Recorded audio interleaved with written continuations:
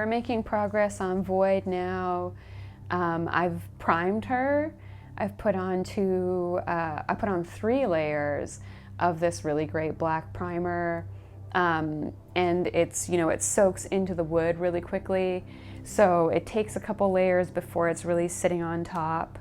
And now I'm ready to start kind of layering different intensities of black and trying to really keep it as smooth as possible so that when I put on that final Musu black, which is like super, super deep, so velvety and fragile, like it has to be touched with gloves only from that point onwards.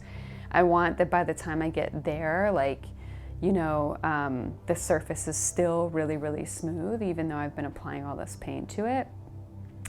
So I've been priming it this week.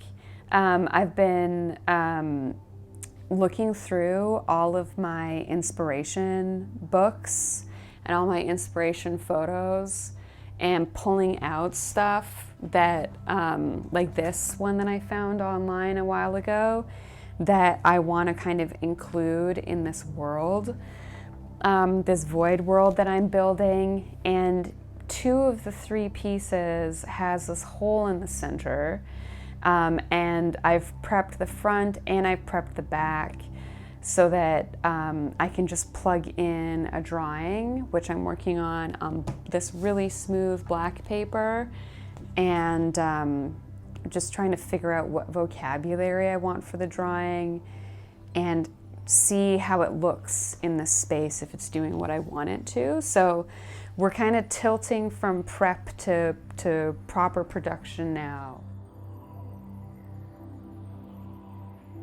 I have a bunch of this fine mica color shifting pigment that shifts from a deep purpley magenta to this space green. I've been testing mylar adhesion, been testing clay resin on it. I've been testing how my staple gun performs in it and whether it comes out at certain points and stuff like that.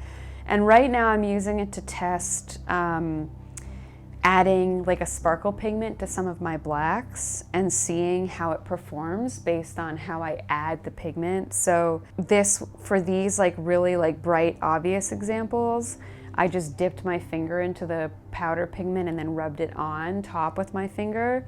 And so you can get the color shifting in both directions. You'll see it go from the green to the warmer reddy color. And then here I've tested mixing it in with a glossy black paint. And here I've tested mixing it in with a really fine matte black paint. And with these ones, the effect is far more subtle. And I think that viewers in the space will they'll catch a glimpse of an effect, but they won't really be able to when they double take, it'll be gone, it'll be just this little whisper of an effect, and they'll be like, did that just happen? I kind of want that sort of experience for them.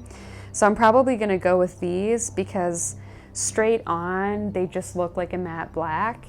And then from an angle, they start sheening green, but the sheen is kind of strange. It's you're like, oh, that's not quite what I expect, but it's working somehow. And these ones are really gorgeous and very clear and obvious, but I think that they'll distract too much from what's happening in the middle of the piece. So I've been running these tests on here because I've got some cavities in this shape of the main void piece. And I want those cavities to kind of be a little bit more alive, and I want people to have a different experience of them. So I'm kind of planning out that execution as I go along. Yeah, that's where we're at.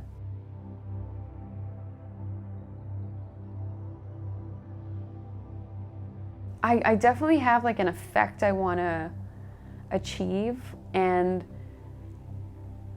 a feeling I'm heading for that feels right to me. But I really like how people come to this work from so many different places, and because you know, there's like a lot of shape and a lot of references to things in the natural world, but it's still abstract. And so that leaves like a lot of room for people to like decide what they think it's doing or how it's impacting them. And I like that a lot, you know, and there's some folks in the area now who I see come out to my shows regularly, and I know that my work draws them in and that something's happening for them while they're encountering the work, but I haven't asked them what they're experiencing because I just want to leave them alone with it. Not that I don't want to be involved, but it feels like really private. And if they'd like to share with me, I would totally love to hear. But otherwise, I'm totally happy for them to have like their own unique relationship to this. That I tried to set them up for something, but whether it works is fine. I think that they'll find something in it. So yeah, I have these. I'm like coming halfway, you know. But I think the halfway I'm coming to isn't the only place people can meet me. They can meet me in a whole bunch of other places, you know.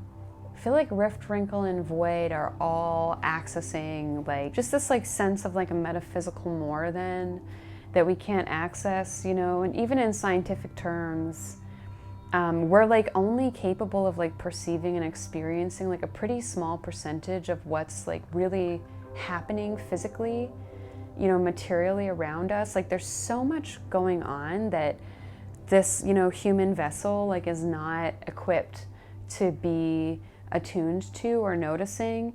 But we all seem to have like some sense that there's like something else or something more, you know, and we all respond to that in some way. Like even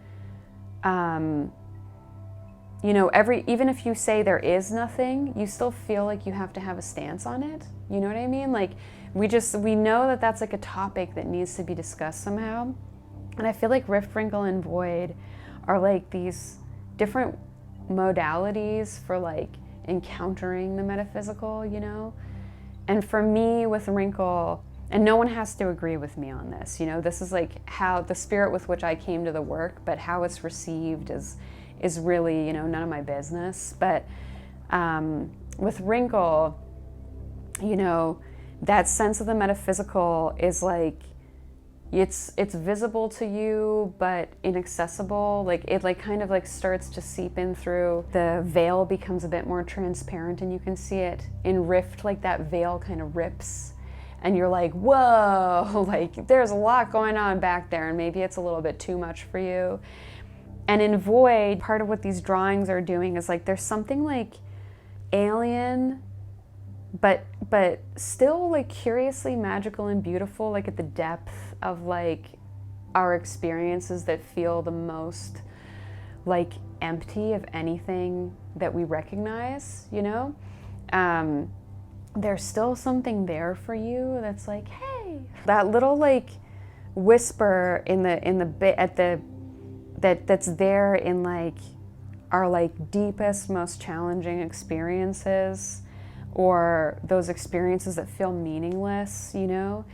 And to me, I don't think I could have made this work if I hadn't gone through like the journey I've been through the last 7 years. And I feel like the healing journey after that, you know, is so long, you know? And I'll probably always be on it, but I'm at like a more stable place in it where I'm like, okay, I feel like I'm fully back again and I'm operating. But I feel like the recovery from that experience is definitely like, has like made me more attuned to things that I can't rationally explain, just like my intuition. I can't explain it. And I think this body of work, you know, is definitely a growth, like an outgrowth from these discoveries, this like reacquaintance with my own intuition and my gut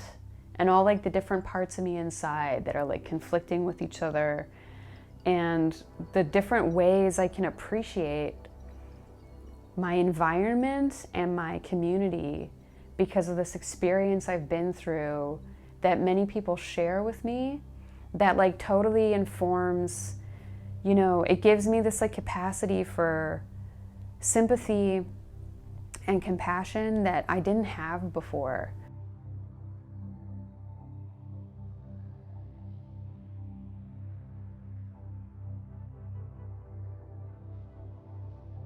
I found some really special, strange, magical little nuggets at the depth of my suffering. This body of work is kind of a response to that in some way, you know, in some way. There'll be a whole process to finish this, you know. I'm still just kind of like gently plugging away, like, you know, Void at this point mostly just takes like these careful layers of paint. And like, honestly, I probably do not need to be putting on so many layers of black paint to achieve the level of depth that I want to.